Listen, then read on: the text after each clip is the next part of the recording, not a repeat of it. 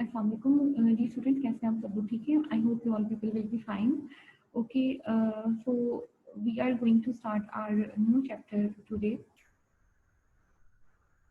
In the last chapter we were discussing about how to record changes in the financial position of the business.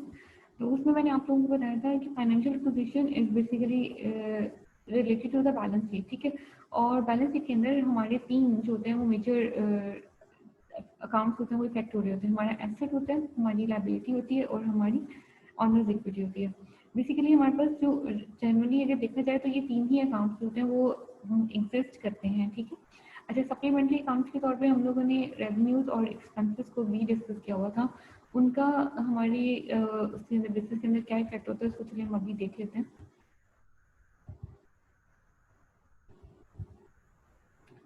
Our chapter 3 is basically related to measuring of the business income.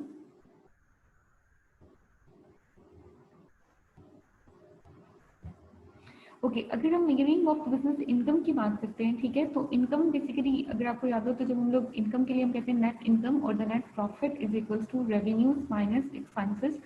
तो basically इस chapter के अंदर जो हमारे दो major account effect होंगे they will be are revenues and the expenses. तो जो इनकम के बेसिकली अकाउंट्स हैं वो हमारे किसको इफेक्ट करते हैं, वो ऑनर इक्विटी को इफेक्ट करते हैं. ठीक है, लाइक ये जो रेवेन्यू में से रेवेन्यूज के जितने भी अकाउंट होंगे उसमें से माइनस करेंगे एक्सपेंसेस की सारी सब कैटेगरीज को, तो आंसर हमारे पास क्या आएगा, इधर नेट इनकम में आ जाएगा या फिर नेट लॉस में आएगा. और नेट इनकम या फिर जो नेट लॉस होता है वो अल्टीमेटली किसको इफेक्ट करता है, वो हमारी ऑनर इक्विटी को इफेक्ट करता है. तो जब हम मेजरिंग बिजनेस इनकम की बात करें तो मेजरिंग इस बिजनेस इनकम का मतलब है कि honour equity record changes in honour equity. ठीक है, ऑनर इक्विटी के अंदर चेंजेस को रिकॉर्ड करें. Changes could be in form of addition और could be in form of subtraction. या उसके अंदर ऐड हो सकती हैं या उसमें से माइनस हो सकती है. या ऑनर इक्विटी इंक्रीज होगी या ऑनर इक्विटी डिक्रीज होगी. इंक्रीज होने की दो रीजन है, एक आपके पास नेट इनकम है या फिर आपका नेट प्रॉफिट है. ठीक है, और एक आपके पास है एडिशनल इन्वेस्टमेंट, अगर आपका ऑनर एडिशनल इन्वेस्टमेंट लेके आता है बिजनेस में. सेकंड आपके पास नेट लॉस है. ठीक है, मतलब अगर आपको बिजनेस के अंदर लॉस हो जाता है तो नेट लॉस उसको आपके ऑनर इक्विटी को डिक्रीज कर देगा. या फिर आपके पास ड्राइंग्स आ जाएंगी. ठीक है, और ड्राइंग्स की वजह से भी आपकी ऑनर इक्विटी डिक्रीज हो जाती है. जैसे एडिशनल इन्वेस्टमेंट होती है ना कि ऑनर बिजनेस में कुछ न्यू इन्वेस्ट कर देता है. सिमिलरली आपके पास ड्राइंग्स होती है जिसमें ऑनर आपके बिजनेस में से कुछ चीजें विदड्रॉ करके ले जाता है. ठीक है, नेट प्रॉफिट के बारे में not in the cash form, like net profit is not always in the cash form. ऐसा नहीं कि हाँ जी नेट प्रॉफिट इंक्रीज हो गया तो इसका मतलब है कि आपका कैश भी उतने पैसों से इंक्रीज हो जाए, ये जरूरी नहीं है. ठीक है, just a competition as a result of which owner equity has been increase. ये एक कंपटीशन होती है जिसके थ्रू या वो इंक्रीज हो जाती है और अगर आपके पास लॉस हो रहा तो वो डिक्रीज हो जाती है. ठीक है, ब्रिटिश कॉन्सेप्ट के अंदर revenues minus expenses is equal to क्या होते हैं, हमारे नेट प्रॉफिट होते हैं. We are very much familiar with this equation. तो रेवेन्यू बेसिकली क्या है, selling price of the goods and the services. जो कि आप जो भी गुड्स आप सेल करें, जो भी सर्विसेज आप रेंडर करें, उसकी जो भी आप प्राइस चार्ज करें, दैट इज योर रेवेन्यू. ठीक है, ओके, रेवेन्यू को अर्न करने के लिए बेसिकली जो कॉस्ट हमें इनकर करनी पड़ती है वो हमारा एक्सपेंस होता है. इसको भी हम फर्दर डिस्कस कर लेंगे. Now we are talking about the accounting period. Accounting period is saying time span covered by an income statement. ठीक है, एक income statement जिस भी time span को cover करेगी उसको हम उसका accounting period कहते हैं. नॉर्मली जब हम इनकम स्टेटमेंट बनाते हैं, नॉर्मली जब हम बैलेंस शीट बनाते हैं तो हम लिखते हैं अकाउंट का फर्म का नेम आ जाता है. सेकंड पे स्टेटमेंट के नेम में हम बैलेंस शीट लिख देते हैं और थर्ड पे हम लिखते हैं एज ऑन दिस डेट. ठीक है, बैलेंस शीट बेसिकली एक स्पेसिफिक डेट के ऊपर आपकी फाइनेंशियल पोजीशन को शो कर रही होती है. अकाउंटिंग पीरियड की बेसिकली जो कॉन्सेप्ट है वो ज़्यादा एप्लीकेबल आपकी इनकम स्टेटमेंट के लिए. देखो, सबसे पहले फर्म का नेम आएगा, सेकंड पे आपकी income statement, and then we write for the year ended और फॉर द मंथ एंडेड. ठीक है, लाइक उसके अंदर एक टाइम पीरियड हम लिखते हैं. फॉर द ईयर एंडेड का मतलब है फॉर इस पूरे साल के एरिया को कवर करेगी. ठीक है, इसका मतलब है उस पूरे साल में जितनी भी रेवेन्यूज होंगे और जितने भी एक्सपेंसेस होंगे उसमें से माइनस करके हम उसको वहाँ पे राइट करते हैं. Accounting period is basically time span है covered by an income statement. एक इनकम स्टेटमेंट जिस टाइम स्पैन को कवर करती है. Period for which income statement is पेयर, उस टाइम पीरियड के लिए हम अपने पास इनकम स्टेटमेंट को पेयर करते हैं. That could be of 1 month, that could be of a quarter, like 3 months, that could be of biannual, for example 6 months, and could be annually for 1 year. ठीक है, अब आपके पास standard accounting period is called fiscal year. Physical year हमारे पास 1 year का होता है जो कि हर इंडस्ट्री के लिए डिफरेंट होता है, मतलब जो हमारे पास कंपनीज ऑर्डिनेंस है वो हर कंपनी का फिजिकल ईयर, हर इंडस्ट्री का बेसिकली फिजिकल ईयर डिसाइड करती है. Yes, that could be from 1st January to 31st December. That could be from 1st July to 30th June, and then that could be from 1st June, 1st April to 31st March. ठीक है, वो different different industries को different physical years allotted होते हैं. ठीक है, इसको ये जो अकाउंटिंग पीरियड है ना इसको हम टाइम पीरियड प्रिंसिपल कहते हैं. अगर आपको आपके जनरली एक्सेप्टेड अकाउंटिंग प्रिंसिपल याद हो तो उसके अंदर हमारा एक टाइम पीरियड का प्रिंसिपल था जिसके अकॉर्डिंगली जो हमारे पास जो भी स्टेटमेंट्स हम फाइनेंशियल स्टेटमेंट्स प्रिपेयर करते हैं they should cover one one complete time Spain. ठीक है, एक पूरे अकाउंटिंग पीरियड को कवर करते हैं, तो ये टाइम पीरियड प्रिंसिपल के अंडर आता है accounting period. Next we have rules of debit and credit. Debit and credit के रूल्स फॉर रेवेन्यू और के लिए अगर हम कहें तो रेवेन्यू बेसिकली इंक्रीज करती है आपकी ऑनर इक्विटी को. ठीक है, तो रेवेन्यू अगर आपकी ऑनर इक्विटी को इंक्रीज करेगी तो इसका मतलब है इंक्रीज इन रेवेन्यू को हम क्या करेंगे, क्रेडिट, क्योंकि जब ऑनर इक्विटी इंक्रीज होती थी तो इसको भी क्रेडिट करते थे, डिक्रीज होती थी तो उसको डेबिट कर देते थे. तो revenue increases, revenue basically increases the honour equity. तो रेवेन्यू अगर ऑनर इक्विटी को इंक्रीज करेगी तो उसको डेबिट कर देंगे, और अगर रेवेन्यू डिक्रीज हो रहा होगा तो उसको हम क्या कर देंगे, डेबिट कर देंगे. Same is the case with expenses. Expenses आपके ऑनर इक्विटी को बेसिकली क्या करते हैं, डिक्रीज करते हैं. एक्सपेंसेस जो होते हैं वो लॉस के टुवर्ड्स चार्ज होते हैं, तो वो जब उसको डिक्रीज करेंगे तो फिर लॉस की वजह से ऑटोमेटिकली आपकी ऑनर इक्विटी डिक्रीज हो जाएगी. तो एक्सपेंसेस के अंदर जो इंक्रीज है वो डेबिट होगा और डिक्रीज होगा वो क्रेडिट होगा. ठीक है, एक एग्जांपल उससे रेवेन्यू की दी है, जैसे फॉर एग्जांपल अगर हम कोई फी लेते हैं, ठीक है, आप लोगों से फी ले रहे हैं ना, हम आपको पढ़ाते हैं तो स्टूडेंट से हम फी चार्ज करते हैं. ये बेसिकली हम जो सर्विसेज रेंडर कर रहे हैं उसकी सर्विसेज हम आपसे चार्ज कर रहे हैं.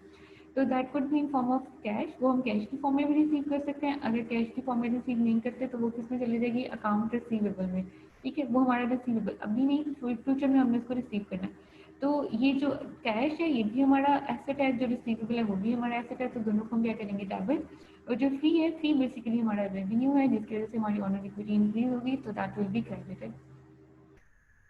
सेकंड प्रिंसिपल जो यहाँ पे यूज हो रहा है, first principal time period principal था, जो सेकंड है that is your realisation principal. Realisation principal has been already discussed, but again record the amount of the revenue when goods are sold or delivered to the customer instead of receiving the cash price. हम realisation principal हम कहते हैं जैसे ही हमारा revenue realise होगा हम उसको अपने पास रिकॉर्ड कर लेंगे, whether that we should wait for the price recovery. हम ये नहीं कहेंगे कि जब तक कैश रिसीव नहीं होगा हमें इसको रिकॉर्ड नहीं करना. रियलाइजेशन प्रिंसिपल कहता है जैसे ही आपका रेवेन्यू रियलाइज हो गया है, जैसी आपकी प्रोडक्ट सेल हो गई हैं, आपने अपने प्रोडक्ट को डिलीवर कर दिया है या आपने अपनी सर्विसेज को डिलीवर कर दिया है, रेंडर कर दिया है, तो फौरी तौर पर आप उसको अपने पास रिकॉर्ड करें. जैसे अब हम आपको पढ़ाते हैं, मतलब जैसे for example first second third so on सारी डेट्स को हम टीचिंग होती है और अब अमाउंट्स को मिलती हैं 31st को या 30th को. ठीक है, तो वो जो सारे दिन की जो सैलरीज होती है ना वो रिसीवेबल्स में चली जाती हैं. तो लेकिन जैसे ही वो रियलाइज होती है हम उनको अपने पास रिकॉर्ड कर लेते हैं. ठीक है, मेजर रेवेन्यू में बताया, मेजर रेवेन्यू आपका क्या हो सकता है, major revenue defining by the mission statement and the operations of the business. जो आपकी कंपनी के मेजर रेवेन्यूज होते हैं वो आपके मिशन स्टेटमेंट में या आपको बिजनेस के ऑपरेशन से मिलते हैं.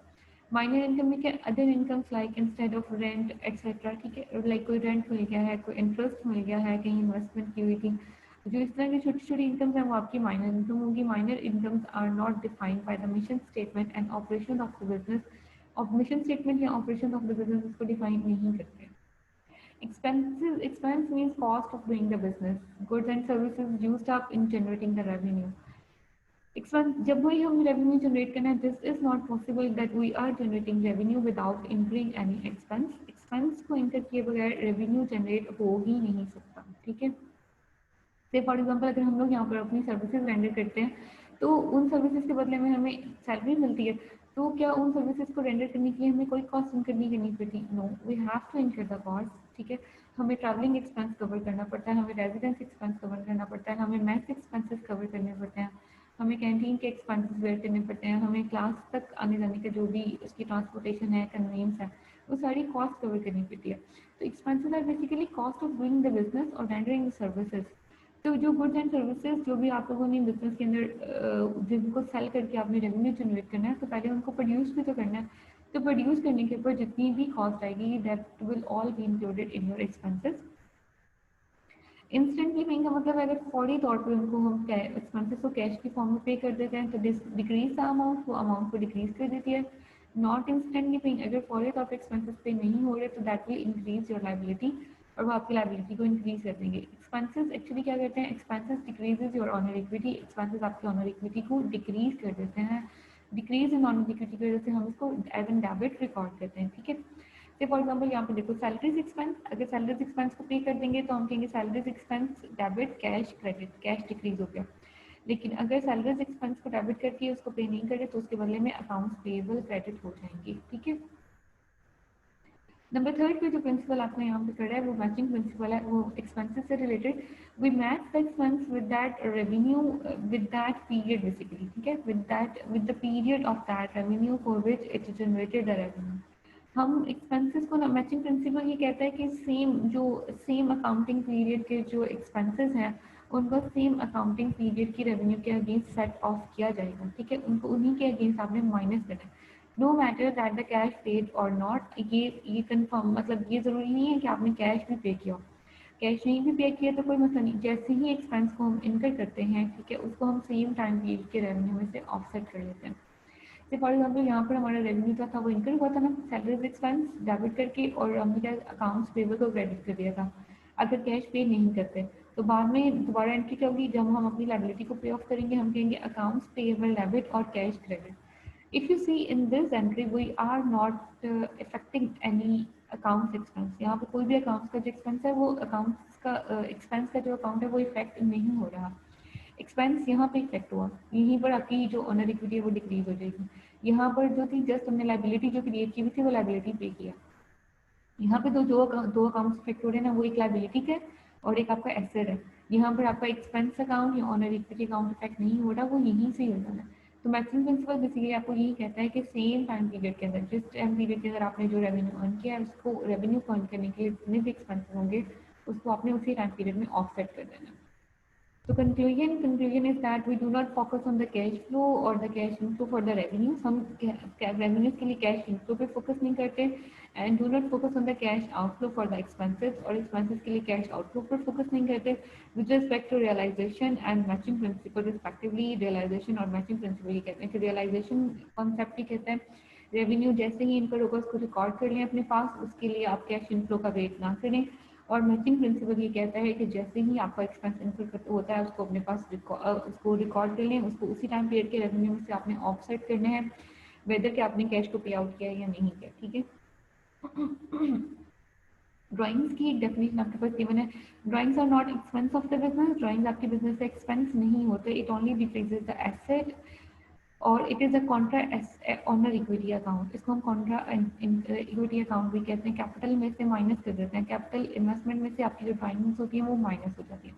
ड्राइंग्स बेसिकली बिजनेस का एक्सपेंस नहीं होता, क्योंकि एक्सपेंस तो वो है जिसके थ्रू हम लोगों ने रेवेन्यू जनरेट करना है, तो इसके थ्रू रेवेन्यू से जनरेट नहीं होगा, इसके थ्रू क्या है हमारा कोई ना कोई एसेट कम हो जाएगा, या वो कैश ले जाएगा बिजनेस में से, या कोई इक्विपमेंट ले जाएगा, या फर्नीचर ले जाएगा, या फिर मशीनरी ले जाएगा।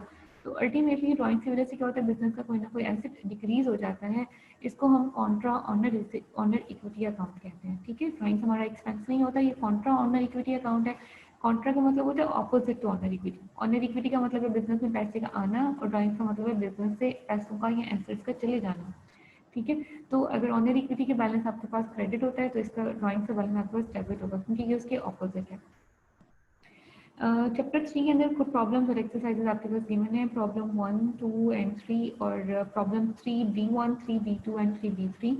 ये आपकी जनरल एंट्री से रिलेटेड है और उसके इफेक्ट से रिलेटेड है। एक क्वेश्चन हम उसके अंदर डिस्कस करेंगे, और जो रिमेनिंग होगा पोर्शन वो आप लोग इसके जो बाकी के क्वेश्चन हैं वो आप लोग खुद सॉल्व कर लेंगे। सो अगर अभी के लेक्चर में आपको कोई भी प्रॉब्लम है तो you can discuss in the coming class. Take care students, हाफिज़।